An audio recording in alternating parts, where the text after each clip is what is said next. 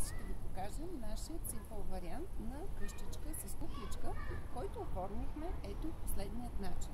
Отпред по традиция имаме перденцата, прозорчетата, които се отлепят, показвам, и тук в тази част вратичката, която отново се отлепя.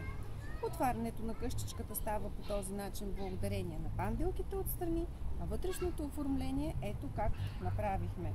Тук от тази страна поставихме сърчице, което е джобче, органайзер за нареждане на фибички и шнолки на вашето детенце, тук джобче, в което се намира резервната дреха на кукличката, а от другата страна е позиционирано нейното креватче.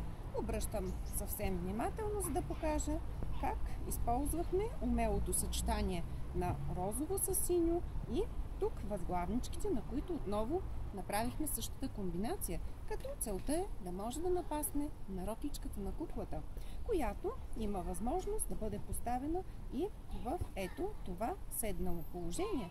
Ръчичките се повдигат нагоре по този начин, а косата позволява да правите различни прически.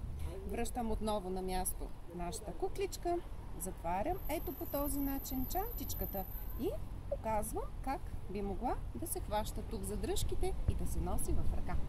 Искрено се надявам, че тази наша идея ви е допаднала и по традиция ще ви кажа: бъдете здрави и до нови срещи!